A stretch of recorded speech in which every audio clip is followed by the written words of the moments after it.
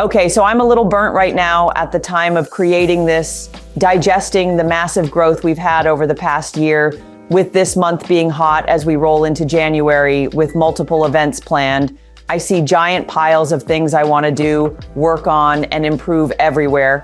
It's maddening. Some days, like that kid in Sixth Sense, I whisper in a hushed, spooked tone, I see opportunity. Opportunity, like many things in life, is both a blessing and a curse. The fact that I can do great marketing, can sell, can build, can scheme and plan is a blessing. But all of this comes with a giant tail of responsibility.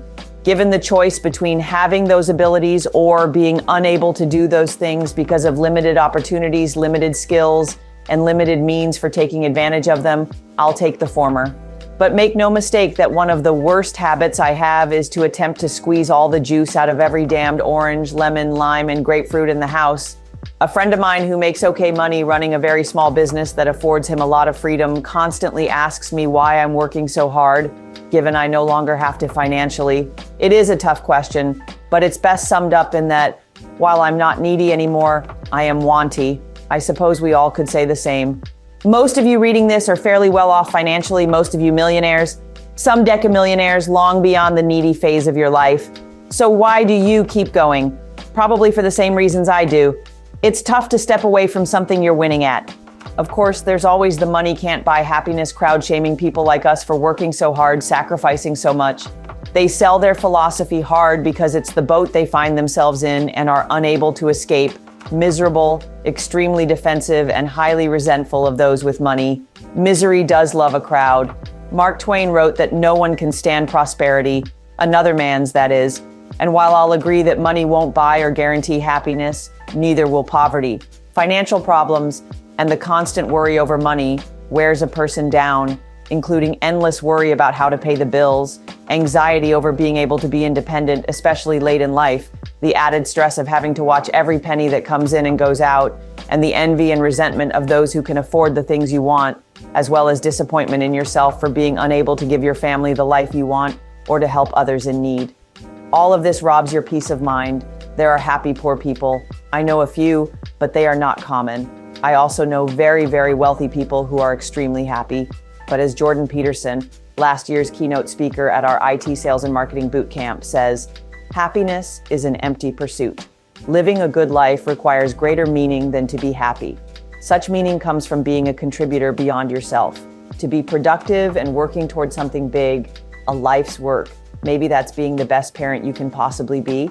Maybe that's producing a work of art, writing a novel, leading a high-performance sports team, or building a company, either as the CEO or as a key executive in a larger organization. But whatever your pursuit, I can guarantee you won't be skipping along the rainbow path, happy as a lark for the entire time. Accomplishing anything great, whether there's money involved or not, will require a willingness to do the work and bear responsibilities that don't necessarily make you happy. Some of your path will produce sheer misery, exhaustion, pain, and stress. Money is not the only measure of success, but if you're running a business, money is a valid way of measuring success because a business is a commercial enterprise. A company must make money or it will go out of business. It is a mirror reflection of marketplace value. As we step across the calendar line of 2024 and into 2025, you will likely reflect on where you are and your goals and ambitions for this year. My advice to you is to choose carefully, choose thoughtfully, choose with intention. Life is flying by for me at this age and likely is for you as well. One of the hardest things for any of us to do is to choose what we want. In many ways, it's easier to remain fuzzy about your specific goals and intentions and just keep running on the gerbil wheel. As I've moved through life and accomplished many things, some of the things I thought I desperately wanted and needed weren't all they were cracked up to be once I got them. Maybe that's true for you too. That's why we have a hard time making choices as to what we want. What if you choose wrong? What if you throw in for a big goal, invest a ton of time and effort, only to find out you picked the wrong mountain to climb? That's a hard pill to swallow. A friend of mine was convinced she wanted to have a stellar career as a highly paid, high-powered attorney, giving up on starting a family as a necessary means for getting what she wanted most. Later in life, she was tortured by the fact she had gotten too old to have her own children, and it devastated her, ultimately destroying her marriage and friendships. She chose wrong.